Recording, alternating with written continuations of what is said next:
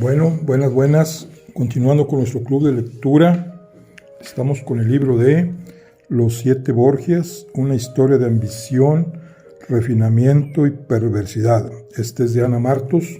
Estamos en el capítulo 6 y nos quedamos en la muerte de Juan Borgia. Entonces ahora vamos a ver lo que es las especulaciones en torno a la muerte de Juan Borgia, lo que es el hijo del Papa. Dice: en torno a la muerte súbita, inesperada y brutal del duque de Gandía se produjeron numerosas especulaciones. El Papa pensó en primer lugar en los Orsini. Recordemos que Juan había vencido y apresado a uno de ellos en su primera campaña, Virginio, y que éste había muerto al poco tiempo, por lo que dicen que la familia Orsini habían pensado en el envenenamiento. Algunos autores han especulado con la posibilidad de que el asesino fuera el conde Antonio María de la Mirandola, de cuya hija estaba Juan enamorado. El lugar del río al que arrojaron su cadáver no estaba lejos de su casa, y ella pudo muy bien ser el cebo para atraerle a la muerte. Él o cualquier otro padre, hermano o esposo de alguna de las muchas mujeres con las que festejaba sus noches romanas. Juan estaba casado en España, y por muy buen mozo que fuera, no era un posible marido para ninguna. Una mujer deshonrada por un hombre que no puede casarse con ella es un motor de venganza. Además, el caballo de Juan de Gandía, aparecido vagando entre el palacio del conde de la Mirandola y el de los Parma, donde lo habían recogido y lo habían llevado a los criados del conde, preguntando si era de ellos aquel caballo suelto. Dijeron que sí, pero luego no fueron capaces de dar una señal que identificara al animal, por lo que los de Parma se negaron a entregarlo. Algunos acusaron al Soforcino, quien, humillado y escarnecido por los Borgia, ya dijimos que propagaba infamia sobre ellos, especialmente sobre Lucrecia, pero el Papa no aceptó la acusación y aseguró que no tenía duda alguna al respecto. Ascanio Sforza se había enfrentado a Juan en una ocasión en la que éste llamó gandules a algunos invitados a un banquete ofrecido por el cardenal, y ellos a su vez le habían llamado bastardo. En todo caso, el consistorio los declaró inocentes tanto a él como a su sobrino Juan Galeazo. Otros aprovecharon para ver en este caso la mano de Dios, pero la mano vengadora, no la mano que se supone que Dios tiende a los pecadores. Muchos eran los pecados del Padre y del Hijo. El Padre por consentirle y darle tantos títulos y tantas tierras a una costa de la Iglesia, y el Hijo por aceptar todo a cambio de nada. Es más que probable que con tantos títulos y prebendas Juan tuviese numerosos enemigos. Incluso hay quien vio en su asesinato un aviso al Papa para que no regalara tantas cosas y no practicara tanto el nepotismo a la luz del día. El mismo Papa parece que vio un castigo de Dios por sus excesos o la factura que le pasaba a alguno de sus enemigos. En todo caso, mandó detener las investigaciones que se habían iniciado en el mismo momento del hallazgo del cadáver, y en vez de buscar un culpable, determinó enmendarse de sus muchos errores. Fue tal su duelo que incluso pensó en abdicar y retirarse a un monasterio, pero se lo comunicó a su entonces aliado Fernando el Católico, y éste le aconsejó con acierto dejar pasar un poco de tiempo. Efectivamente, el tiempo cura. Las heridas, cuando no se infectan, y aquella no estaba infectada.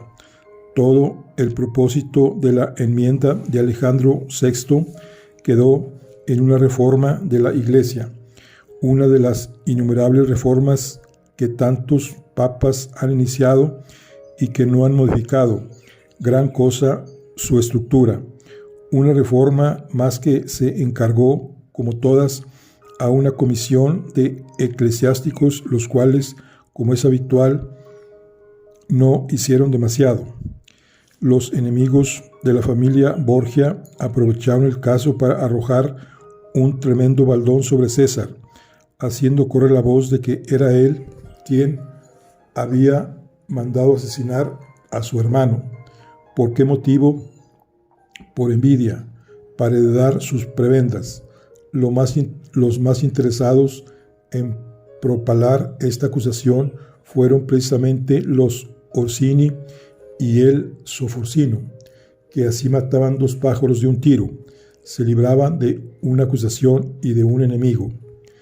No parece posible que César pensase en heredar nada de su hermano, sabiendo como sabía que tenía un hijo en España, bien lejos de la influencia de nadie, un hijo que crecía sano y seguro junto a su madre, María Enríquez, y que heredó, como era de esperar, los títulos de su padre.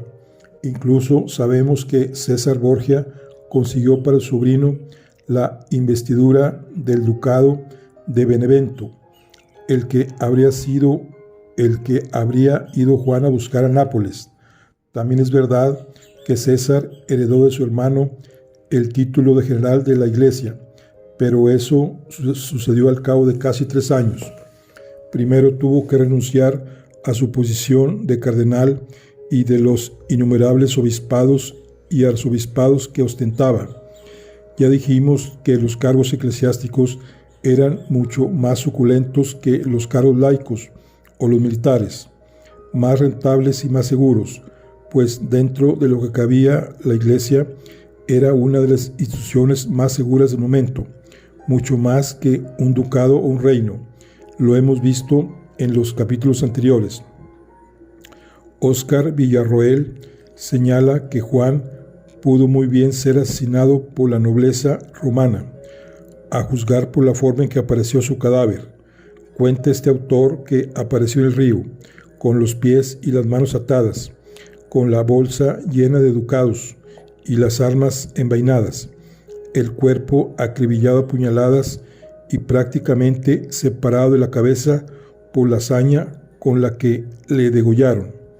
Para él, esta fue una forma simbólica de hacer ver que no le habían matado por dinero, que había sido tan cobarde que ni siquiera había sacado la espada o la daga para defenderse, aunque bien pudieron envainarlas después de muerto, y que la forma en que apareció el cadáver ofreció una imagen de lo que había sido en vida.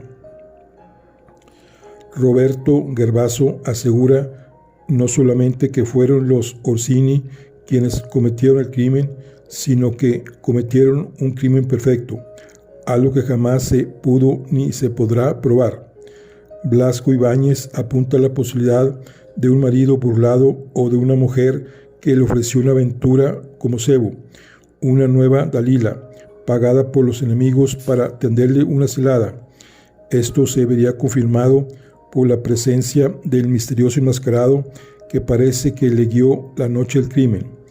Pudo ser cualquiera. Juan había dejado en la estacada no solamente a varias mujeres burladas, sino a su lugarteniente Guidobaldo de Montefeltro, por el que ni siquiera se molestó en pagar su rescate.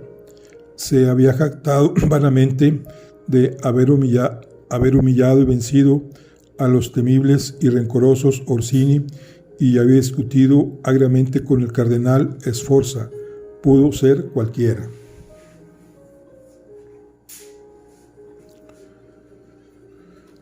De cardenal a general. El ropón rojo de cardenal debía de pesarle a César Borgia como si fuera de plomo. Nunca tuvo vocación y afortunadamente nunca llegó a recibir las órdenes sacerdotales, porque no pasó de diácono. Ya hemos dicho que entonces era normal que un seglar recibiera las órdenes en 2 días o que un diácono las recibiera de la noche a la mañana. Si había cargos o títulos que obtener, no se perdía el tiempo. César Borgia tuvo una educación esmerada, como todos los hijos del Papa Borgia, y como todos los jóvenes adinerados de la época. Sabemos que tuvo maestros españoles e italianos de renombre, y que realizó estudios de teología y derecho en las universidades de Pisa y de Perusa, mientras su hermano Juan se embarcaba para España con Juan Luis el Mayor. Dicen que le tuvo envidia y hasta es posible que envidiara su futuro porque, aunque la carrera eclesiástica era siempre la más ventajosa, también sabemos que a él lo que le tentaba eran las armas. Era obispo desde los 5 o 6 años. Fue arzobispo de Valencia a los 17 y cardenal a los 18. Cosas de la época, ya lo hemos dicho. Hipólito de Este fue cardenal a los 15 años y Alejandro Farnesio, el hermano de la bella Julia y futuro Papa Pablo III, a los 18. El mismo día que César Borgia recibió el capello cardenalicio, lo recibieron otros 8 jóvenes, todos ellos de familias de la alta sociedad, entre ellos un canciller de Enrique VII de Inglaterra, un hijo del dux de Venecia y el hijo del rey de Polonia. Eran príncipes eclesiásticos, cuya misión era puramente política y no pastoral.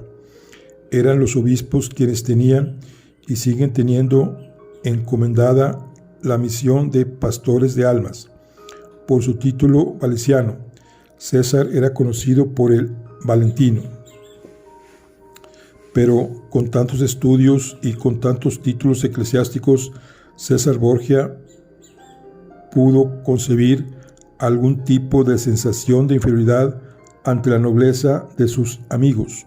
Su padre quiso que fuera uña y carne, una sola carne y una sola sangre, con Juan de Médicis, hijo de Lorenzo el Magnífico, que llegaría a ser papa con el nombre de León X. También Juan de Médicis era cardenal y, por cierto, el más joven del colegio cardenalicio. Se le conoció también el Papa Inocencio VIII, se lo concedió el Papa Inocencio VIII para premiar su alianza con los Médicis, pues había casado a su hijo Francisco con una hermana de Juan, Magdalena. Ambos rivalizaron en conocimientos, en juegos intelectuales, en 1000 cosas, pero Juan era un Médicis, que ya entonces era una estirpe noble de banqueros florentinos, y él, César, era el hijo bastardo de un cardenal que llegaría a papa. Es indudable que hubo diferencias sociales entre este y otros amigos similares con los que César se codió en su infancia y en su adolescencia. Por tanto, era ya obispo cuando estudiaba en Pisa y en Perugia, pero el ser obispo no evitó que viviera como todos los estudiantes, con dinero en el bolsillo, intercalando diversiones, juegos, escarceos y amoríos entre libro y libro. Así es como vivían sus compañeros de estudios, de juegos y de diversiones, todos ellos eclesiásticos sin elegir su carrera. No eran tiempos en los que los jóvenes pudieran intervenir en su destino. Las mujeres eran prendas de paz para sellar alianzas matrimoniales con otras familias, y los varones se dedicaban a las armas, a la iglesia o a la profesión de la familia. Antes de ser cardenal, se emitieron para él un par de documentos. El primero señalaba que era hijo legítimo de un matrimonio legal entre Domingo Gianossi de Rignano y Vanosa, hija de Jacopo Cartaneni, viuda en el momento del nacimiento de César. Este documento es anterior al capello cardenalicio, pero hay otro documento emitido por el Papa Sixto IV, según el cual no debía mencionarse en el futuro la oscuridad de los orígenes del señor César Borgia, es decir, que le daba el apellido de su padre, que era entonces el cardenal Rodrigo Borgia. Para aclarar las cosas, el Papa Borgia emitió una bula definitiva señalando que César era hijo suyo, habido de una mujer casada, cuando él era obispo de Albano. Ya vimos anteriormente que había innumerables hijos de madre desconocida y padre célebre. César fue uno de ellos. Pero era indispensable que tuviera órdenes claros o orígenes claros antes de nombrarle cardenal. A los 18 años fue obispo de Valencia y cardenal de la misma manera que aquel conde de Vermandois. Fue a la tierna edad de 5 años obispo y conde. Ya hemos visto que ser obispo equivale a social y económicamente a un título nobiliario, porque las rentas de un obispado nada tenían que envidiar a las de un condado. Y si el obispo debe pastorear las almas de su diócesis, el conde ha de hacer lo propio con los cuerpos de su feudo.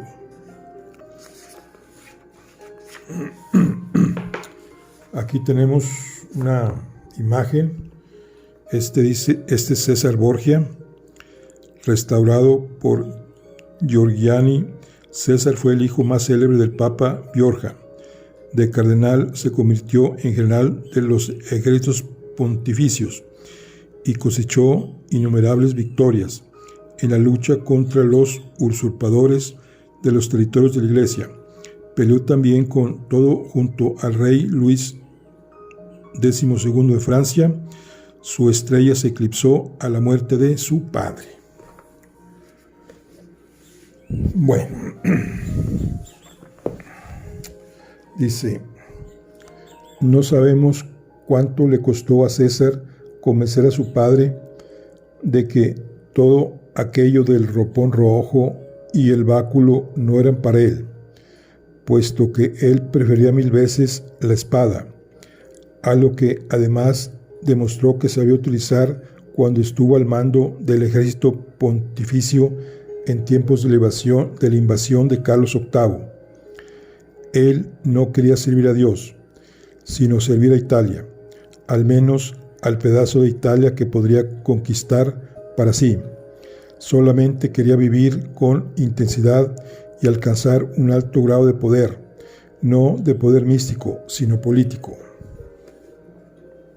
Según Maquiavelo, eso era precisamente lo que necesitaba Italia: hombres con deseo de poder y con una buena dosis de crueldad para no echarse atrás en situaciones límite. Gracias a su ansia de poder y a su crueldad, César reorganizó la Romaña, aquel territorio pontificio usurpado por nobles predadores. Reunió los territorios y les devolvió la paz y la lealtad. Y no lo consiguió a base de buenas palabras, de armisticios o de sermones religiosos, sino con las armas en la mano y la crueldad en el alma. Era frío, sereno y calculador para sus enemigos, pero le vencía un furor incontrolable cuando alguien atacaba a su familia. Debió, pues, ir acumulando resentimiento contra aquellos usurpadores que se enseñorearon de las tierras del papado y contra aquellos traidores que engañaron a su padre. Ya hemos visto que no tenía vocación religiosa, sino militar, y en cuanto pudo cambió de ropa, de carrera y de destino.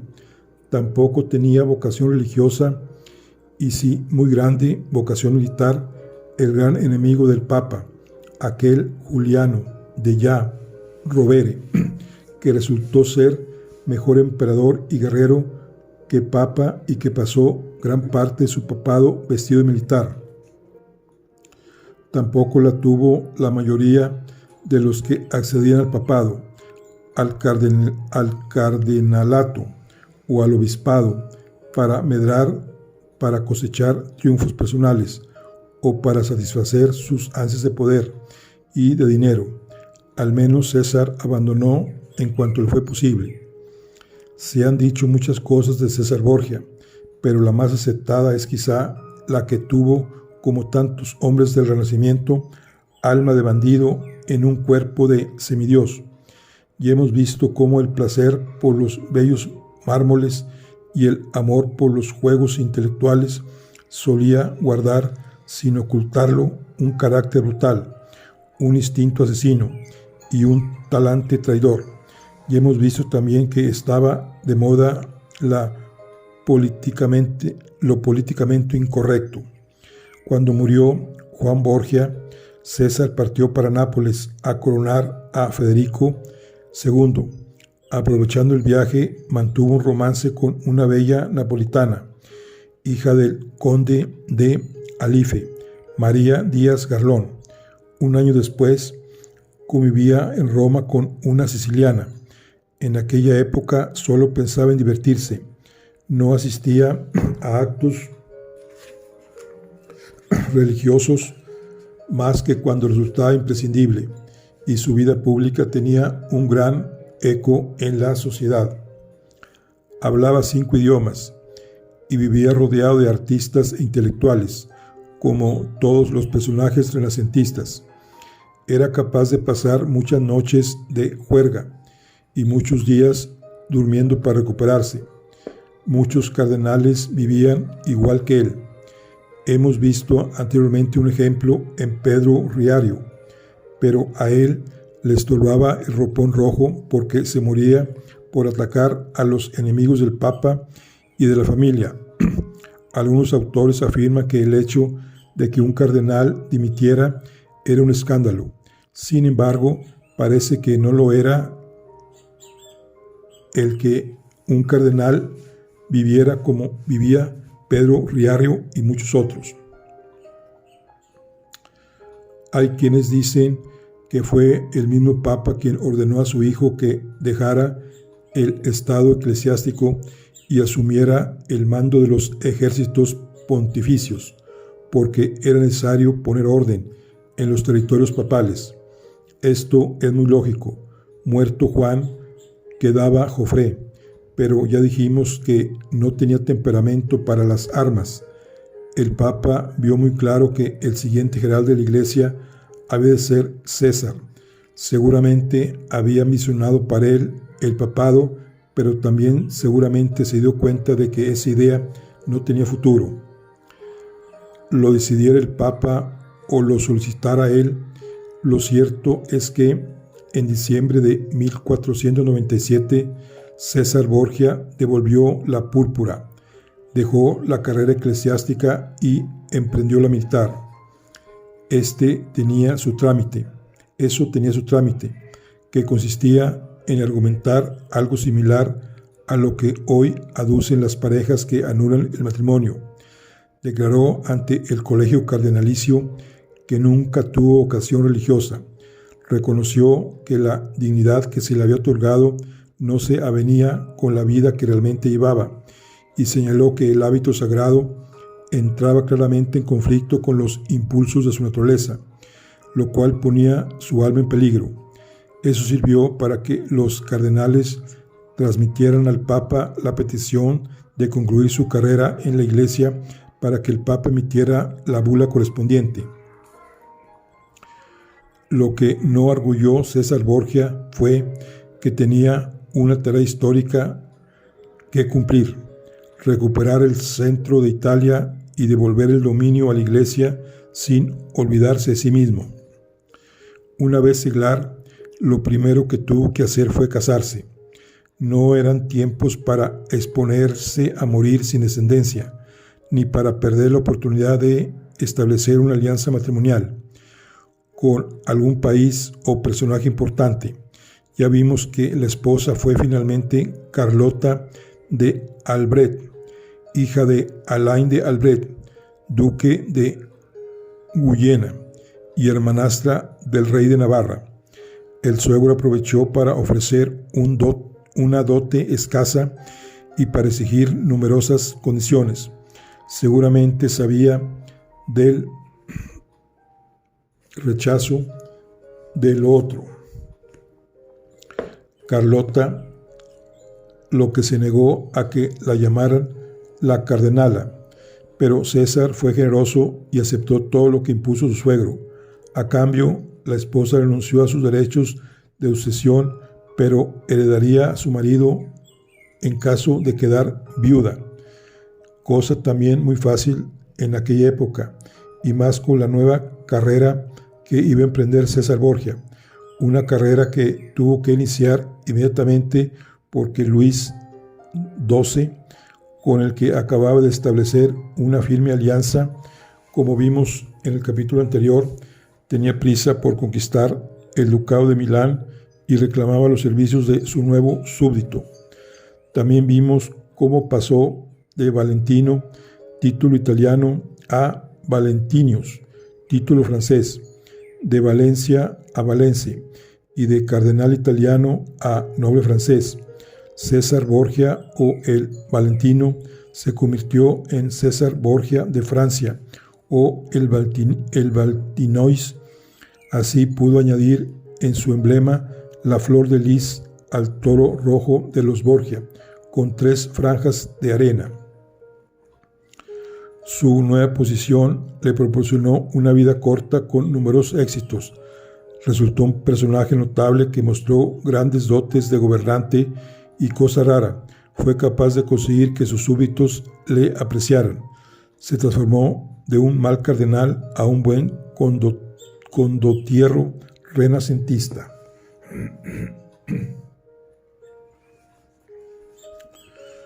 Una tarea histórica. La tarea de César Borgia no era fácil. En primer lugar, los usurpadores eran poderosos, fuertes y estaban afincados desde mucho tiempo atrás en su posición de poder. En segundo lugar, los que no habían usurpado un estado, sino que lo tenían por derecho, pero lo gobernaban de manera autónoma, sin responder a sus obligaciones con la Santa Sede, estaban asimismo asentados en esa forma de hacer las cosas, y no era fácil hacerles cambiar. En tercer lugar, prácticamente todos ellos eran condottieri, es decir, disponían de grandes ejércitos bien equipados y dispuestos a luchar hasta morir, y los que no lo eran no tenían problema alguno en conseguir tropas, pues la mayoría de los revoltosos habían establecido alianzas no solamente entre sí, sino con otros estados poderosos rivales o enemigos del papado. Unos eran aliados de Venecia, otros de Génova, otros de Florencia y otros de Rimini. Todos ellos eran tiranos que gobernaban en nombre del Papa, pero hacían y deshacían a su antojo. Todos eran ambiciosos, crueles, desenfrenados, engañosos. Y la mayoría odiados por la población, que ya sabemos que siempre odiaba al tirano que la gobernaban y estaban deseando que viniera otro a derrocarle, para luego odiarle y esperar al siguiente. Los pueblos vivían oprimidos y exprimidos por impuestos y cargas abusivas, y muy lejos de conseguir aquella paz y aquella justicia que debían recibir a cambio de su trabajo. En realidad, todos los príncipes y los señores de entonces eran más o menos de la misma calaña. Todos jugaban al juego cambiante del poder, y todos eran caudillos ambiciosos que se sentían llamados a gobernar y sobre todo se creían por encima del bien y del mal. Era preciso, en primer lugar, pacificar a los que guerreaban.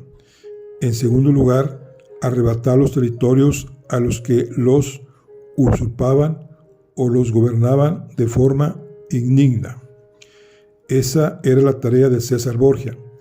Hay autores que aseguran que con él cambió la historia de la Iglesia, pero no es cierto, porque la Iglesia llevaba ya muchos siglos con la espada en alto, unas veces para defenderse y otras para atacar. La Romaña pertenecía a la órbita pontificia desde tiempos de Pipino el Breve. Era uno de aquellos territorios que el rey Franco arrebató al caudillo lombardo y que en lugar de devolver a Bizancio, a quien pertenecía, se los entregó al Papa Esteban II, a cambio de la unción sacramental que iniciaría la dinastía carolingia. Según Maquiavelo, era el refugio de los peores bribones de toda Italia. Lo primero que hizo el Papa para dar carácter oficial a la contienda fue emitir una bula por la que despojaba a los vicarios revoltosos, usurpadores de sus títulos y los destituía de sus feudos, por lo que tenían la obligación de devolver el dominio de los territorios a la Santa Sede. Aquello fue una forma de declarar la guerra porque, como era de esperar, ningún varón pensaba obedecer la orden pontificia.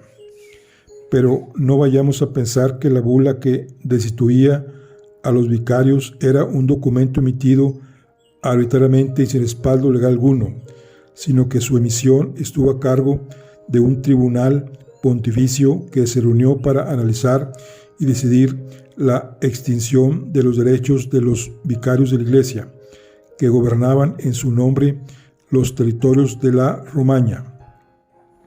Hubo un plazo para la devolución de los feudos transcurridos, el cual los ejércitos pontificios se pusieron en marcha.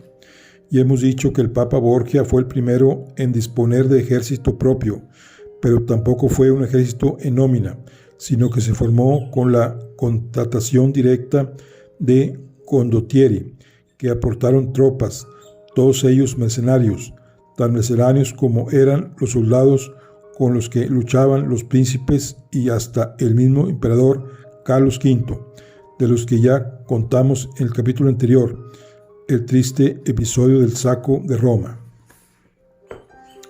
Bueno, aquí tenemos una pintura. Dice: César Borgia emprendió una guerra sin cuartel contra los revoltosos y usurpadores que ocupaban los territorios de la Santa Sede en la Romaña. Consiguió vencerlos de todo y hacer desaparecer a los más peligrosos o a los más odiados. Después él mismo se enseñoreó de algunos de aquellos territorios. César Borgia.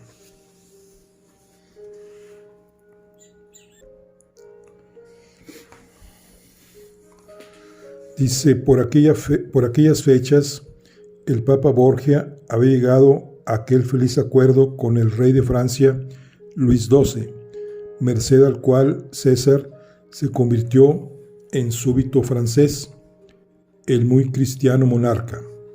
No solamente se hizo cargo de los cuantiosos gastos del nuevo duque de Valencia, sino que le apoyó con tropas y fondos en la nueva tarea que el Papa le había encomendado: reconquistar la Romaña. A cambio dijimos que Roma apoyaría las conquistas de los franceses en Milán y Nápoles. Con este acuerdo y los nombramientos del Papa, César Borgia se convirtió en la máxima autoridad militar romana y al mismo tiempo en aristócrata francés. Pero no sabía entonces que tales otorgamientos le pondrían a acarrear la desgracia, porque otro príncipe europeo, con quien se dice que César compartió la dedicatoria del famoso libro de Maquiavelo, el príncipe nunca le perdonó que hubiera cambiado el título de Valentino por el de Valentinois.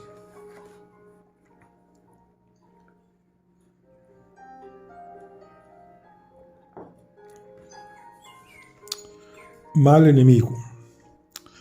Hemos dicho que una de las concesiones de Luis XII al Papa Borgia, cuando firmaron su pacto de amistad y alianza, fue reconocerle como único vicario de Cristo en la tierra y como cabeza de la cristiandad a quien los reyes deben obediencia. Dijimos también que esta cláusula era una garantía contra las muchas posibilidades existentes de que algunos cardenales enemigos llevasen a cabo alguna acción para quitarle la tiara, que era un deseo habitual de poner al Papa actual y coronarse ellos.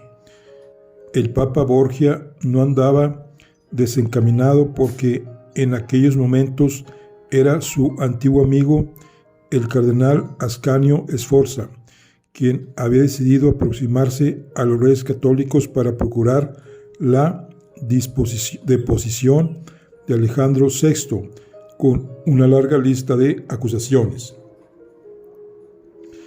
Y fue muy oportuno el cardenal Sforza, porque lanzó sus acusaciones en el momento mismo en el que Fernando el Católico se irritaba enormemente al ver que el Papa español como él se ponía al lado del rey francés, firmaba con él una alianza, le entregaba a su hijo como paladín y general de sus tropas y le apoyaba en la invasión de Milán y de Nápoles. Eso fue uno de los motivos más grandes que enfrentaron al rey católico con el Papa Borgia. Su irritación llegó al extremo de enviarle a sus embajadores con la exigencia de que respondiera a las citadas acusaciones, so pena de solicitar del emperador Maximiliano la convocatoria de un concilio en el que se le obligara a abdicar.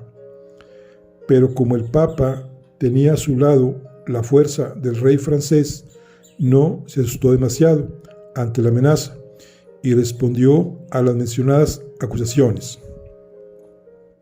Blasco Ibáñez cuenta que la mayor acusación fue la de simonía, a la que el Papa opuso que su pontificado era mucho más lícito que la investidura de los reyes de Castilla, quienes habían conseguido la corona usurpándola a su dueña legítima, la princesa Juana, aquella que terminó en un convento bajo la celosa vigilancia de Isabel la Católica y que quedó para la historia con el sobrenombre de la Beltraneja.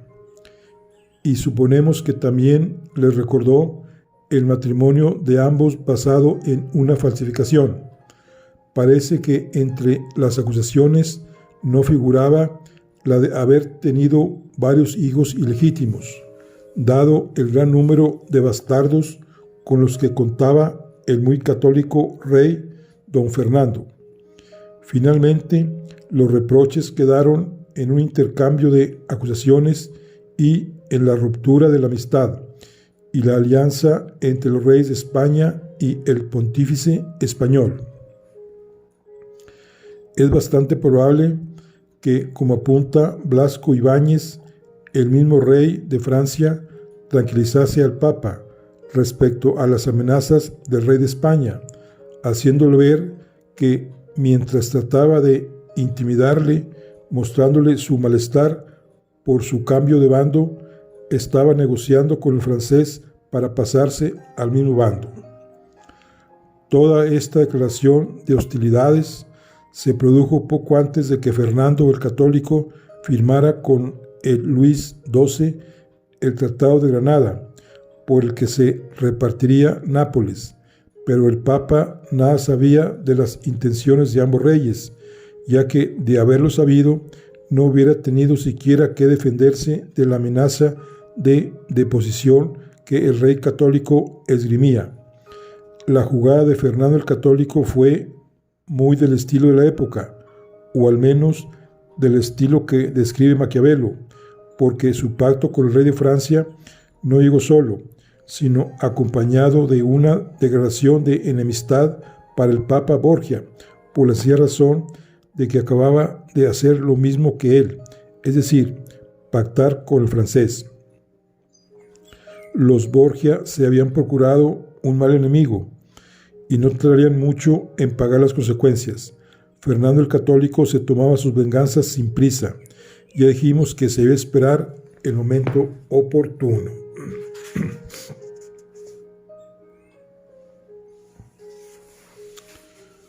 Aquí tenemos un mapa. Está Ravenna, Milano, Romaña. Dice, a principios del siglo XV, el Papa Borgia vio necesidad de reforzar los estados pontificios para mantener la autoridad de la Iglesia de Roma. Uno de los estados más conflictivos era la Romaña, ocupada por vicarios rebeldes a los que hubo que expropiar y expulsar.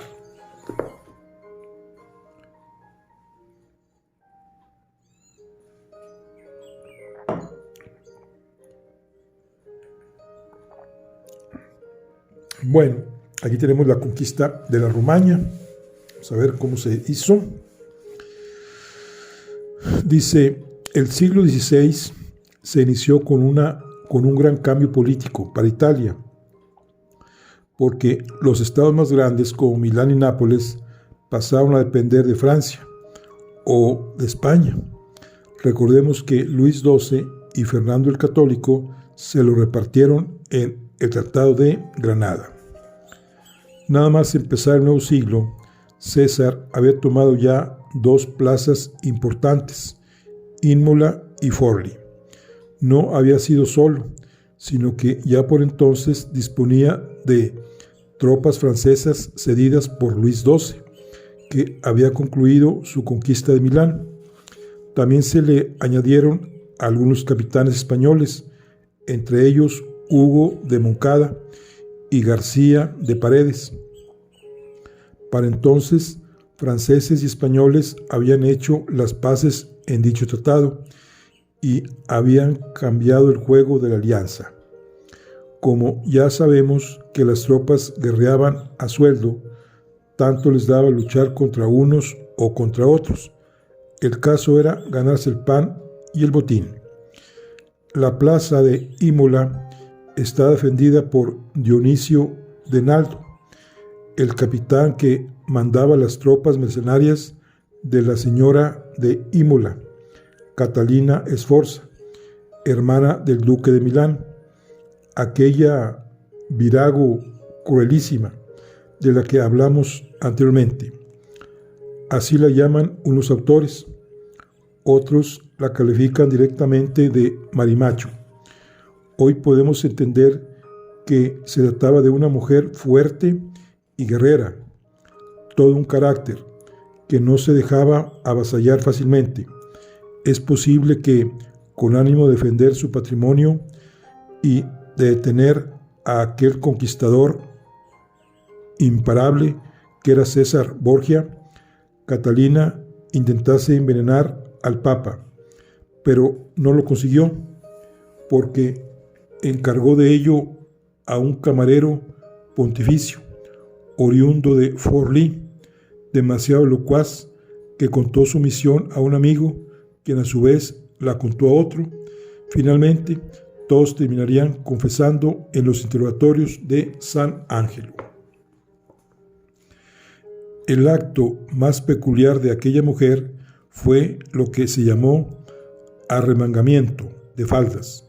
Su pueblo se sublevó en cuanto conoció la proximidad de la llegada del libertador César Borgia, quien querían abrirle de par en par las puertas de la ciudad, pero Catalina se fortificó en el castillo de Forlì y se dispuso a presentarle la más dura batalla. Cuando César llegó a Forlì, el pueblo se echó a sus pies pidiéndole que antes de entrar a sangre y fuego negociase con Catalina Sforza, que era, al fin y al cabo, la princesa que mandaba aquella plaza. Lo mismo parece que sugirió o suplicó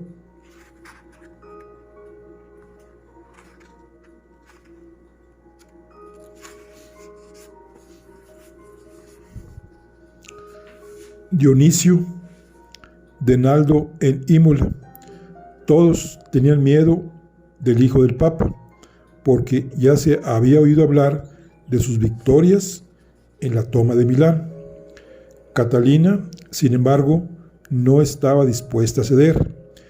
En vista de que no se avenía a dejar entrar a las tropas de Valentinois, el pueblo sublevado apresó a los hijos de la Sforza y la amenazó con matarlos si no entregaba la fortaleza. Esta situación se ha repetido en la historia hasta la saturación, o quizá en la leyenda. Recordemos a Guzmán el Bueno, el general Moscardó y tantos otros. Catalina no se comportó de manera menos heroica que los protagonistas de otros asedios. Su respuesta fue muda pero contundente. Se arremangó las faldas y se golpeó el vientre con la palma de la mano. Esto es algo que ningún héroe varón hubiera podido hacer. Si mataban a sus hijos, ahí estaba su vientre para concebir otros, tantos como fuera necesario. Y se negó a abrir la puerta ante las súplicas de su gente, más aún cuando César Borgia bramó desde abajo, instándola a entregar la plaza. Su respuesta fue una carcajada estentórea, pero su risa poco pudo contra los cañones del Valentinois, que no tardaron en abrir en el muro la brecha suficiente como para adentrarse en la ciudad. Ahí se enfrentaron el asaltante y la defensora. Unos autores aseguran que la trató con deferencia, otros que se acostó con ella. Lo más probable es que sintieran, cuando menos, una mezcla de admiración y desprecio el uno por el otro. No lo sabemos. Lo que sí sabemos es que César la envió prisionera a Roma, que vivió una larga temporada en el castillo de San Angelo, con todas las comodidades, y que el Papa la liberó al año siguiente, disponiendo incluso una pensión para sus hijos.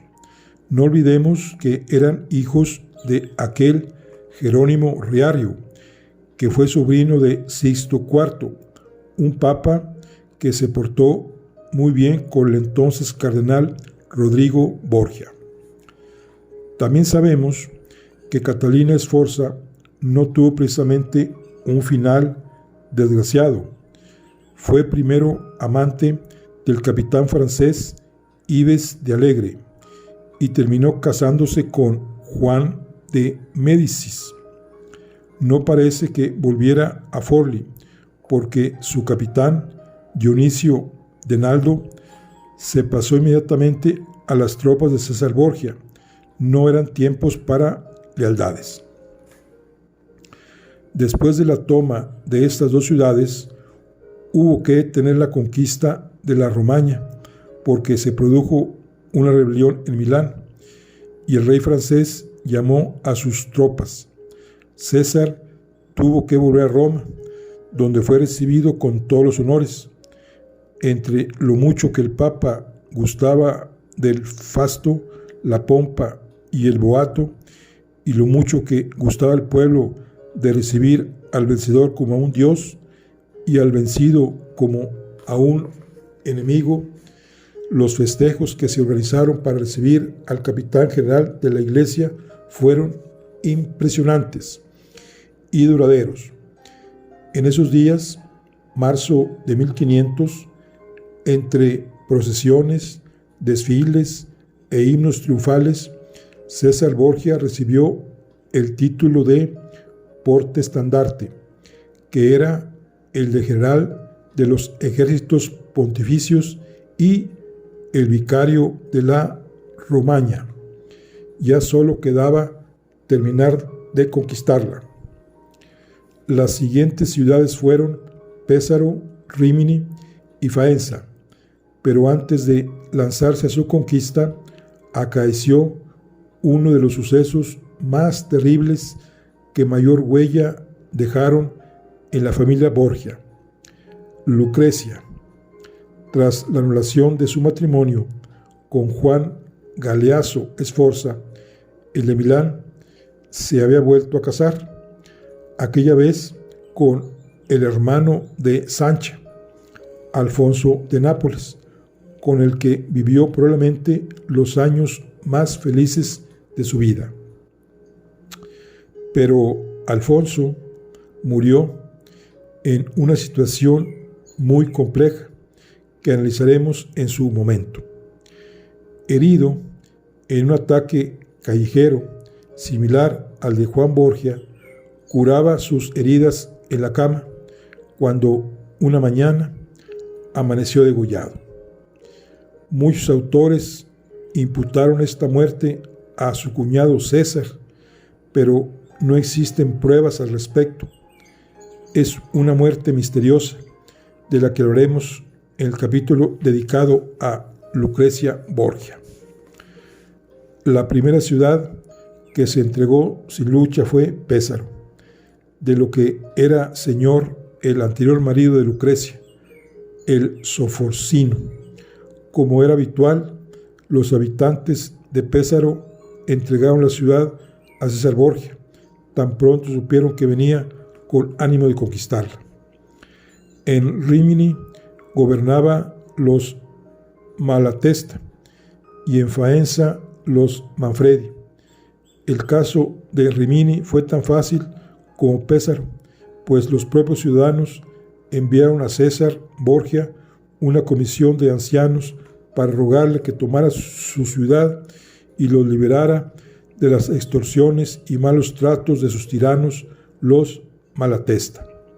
Sin embargo, los venecianos, que eran aliados de ambas ciudades, enviaron en su ayuda al condottiero Bartolomé de Albiano con tropas y pertrechos para defenderlas. César negoció con Pandulfo Malatesta y obtuvo su rendición. Los Malatesta se retiraron a Ravenna, pero los Manfredi no se rindieron y lucharon denodadamente hasta el final, aunque de poco les valió, porque las tropas del general de la iglesia hicieron caer la ciudad y los dos Manfredi, Astor y Juan Bautista, fueron hechos prisioneros y enviados al castillo de San Ángelo. Un año después, los cadáveres de ambos hermanos aparecieron flotando en el río Tíber. Aquí también se dividen las opiniones de los historiadores. Muchos de ellos culpan a César Borgia, señalando que aunque los Manfredi finalmente se rindieron y decidieron mantenerse al lado de su vencedor, al que honraron con su amistad, este fue implacable con los que le habían hecho frente, y siguiendo las pautas de Maquiavelo sobre lo que era políticamente correcto e incorrecto, se había deshecho de sus enemigos. Al fin y al cabo, los Manfredi, vencidos o no, eran los señores legítimos de Faenza y siempre podían reclamar sus derechos al señorío de la ciudad, y quien se había enfrentado una vez podía hacerlo más veces.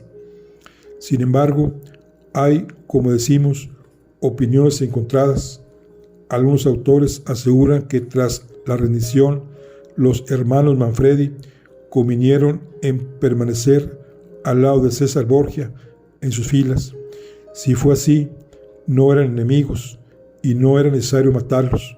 Otros afirman que el pueblo de Faenza adoraba a su defensor, Astor Manfredi, un bello efebo que no había cumplido aún los 18 años. Por tanto, no se trataba de libertar a un pueblo de su tirano, sino de arrancar una ciudad a sus gobernantes y darla a la iglesia.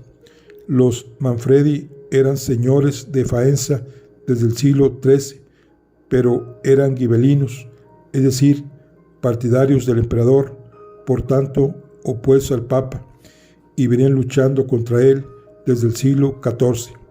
Se habían enfrentado a Clemente VI, a Gregorio XI y ahora se enfrentaban a Alejandro VI.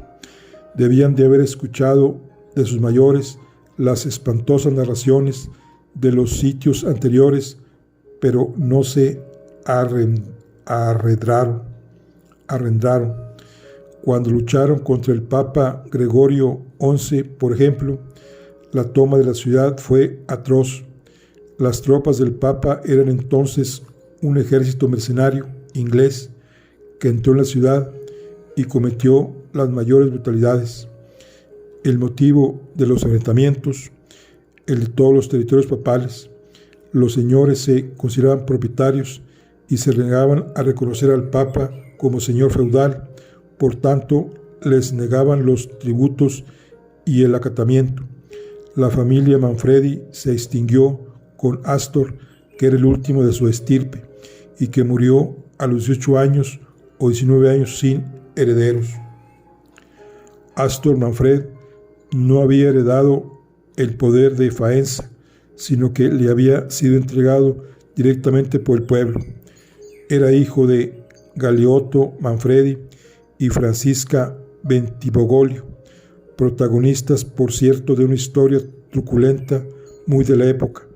Se contaba que en un viaje que hizo a Ferrara, Galeotto Manfredi se enamoró de una mujer y se la llevó a Faenza disfrazada de monja, pero su mujer, que no confiaba en absoluto en la fidelidad de su marido, llegó a enterarse del engaño y le preparó un escarmiento, más que teatral, folletinesco.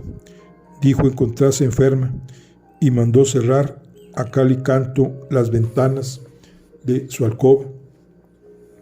Una vez sumida en la oscuridad, hizo llamar al esposo infiel para que viniera a paliar sus dolencias. Cuando éste entró en la habitación, se abalanzaron sobre él varios sicarios armados de dagas y puñales que le esperaban, agazapados en las tinieblas. Después de acuchillarle, Francisca se atrincheró con su hijo mayor, Astor, en el castillo, esperando a que viniera su padre desde Bolonia, Juan Bentivoglio, para ocupar Faenza con sus secuaces y darle a ella el poder absoluto. Le falló el plan cuando intervino la señoría de Florencia y obligó a Bentivoglio a volverse a Bolonia de vacío. El pueblo de Faenza, viendo el comportamiento de la que quería ser su señora, entregó el poder a Astor, que no era más que un adolescente. La muerte de Astor Manfredi y su hermano Juan Bautista, sobre todo la de Astor, ha dado lugar a numerosas suposiciones y especulaciones. Hay incluso quien ha señalado que, dada la belleza del joven señor de Faenza, César Borgia se enamoró de él y, como fue rechazado, le hizo matar. Algo así escribió Alejandro Dumas en uno de aquellos folletines que hicieron furor en el siglo XIX. Esto significa suponer que César Borgia era homosexual, lo cual no tendría nada de particular si no fuera porque no hay ningún otro caso en su vida, y si los hay, de relaciones amorosas con mujeres. Lo más probable es que se trate de un añadido truculento y morboso que haría sin duda mucho más vendible la novela.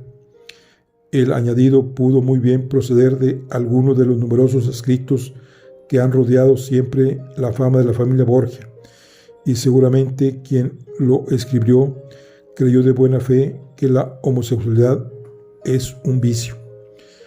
Resulta mucho más plausible la idea de que César Borgia le hiciera matar siguiendo ese modelo de príncipe implacable, para quien la tierra se queda demasiado pequeña para que se conviva él y sus enemigos, sobre todo los enemigos peligrosos. César tuvo muchos y a muchos dejó con vida, desde la misma Catalina Sforza hasta Juan Galeazzo Sforza. A ambos los expulsó de sus ciudades, pero los dejó con vida. Sin embargo, los jóvenes Manfredi aparecieron muertos en el río Tíber. Con toda su encantadora juventud, eran mucho más peligrosos que los otros, porque eran amados por sus gentes. Ningún ciudadano ni campesino hubiera movido un dedo para recuperar a la Sforza o al Sforcino, pero todos los de Faenza adoraban a Astor Manfredi, y eso sí, que es un peligro para el vencedor. Ya advirtió Maquiavelo que la única manera de la que un príncipe puede asegurar su principiado es eliminando a la estirpe que lo gobernara anteriormente.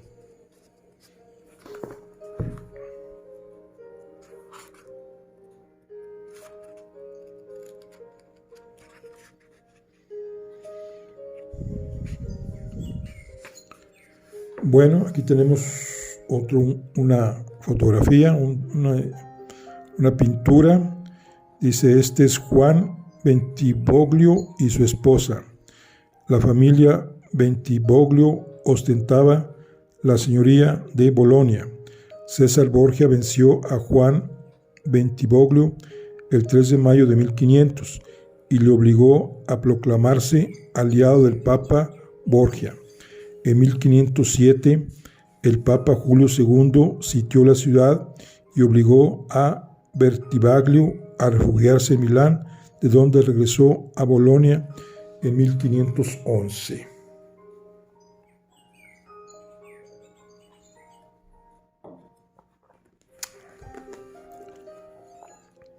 Bueno, ya para concluir, dice, después cayó Bolonia, donde la familia gobernante había suplantado a otra familia aliada del Papa Borgia, los Marescotti.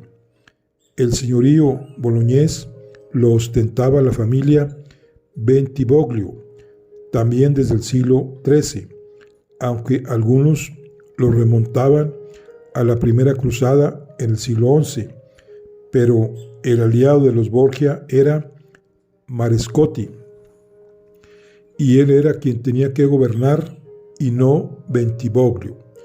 Además, los Marescotti no solamente eran aliados de los Borgia, sino que se habían mostrado dispuestos a entregarles el dominio de Bolonia, a los que los Bentivoglio naturalmente se negaban.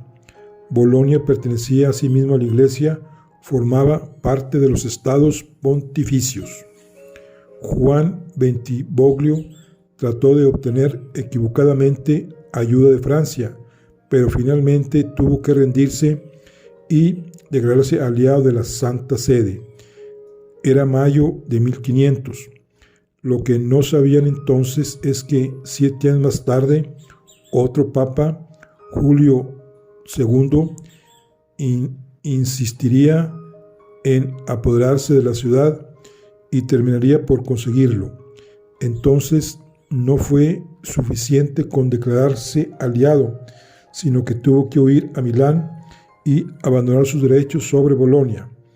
Este papa, que tenía grandes delirios de grandeza, mandó a Miguel Ángel construir una escultura suya de tamaño colosal para colocarla en la fachada de la iglesia de San Patronio, pero Juan Bentivoglio retomó el poder de su ciudad en 1511 y el pueblo, para darle la bienvenida, destruyó la estatua de Julio II. Siempre hay un tirano peor que otro. Bueno, Y aquí seguimos con el efecto Frankenstein, pero esto lo veremos en nuestra siguiente charla. ¿Ok? Bueno, aquí concluimos la lectura del día de hoy. Nos vemos en la siguiente. Hasta luego.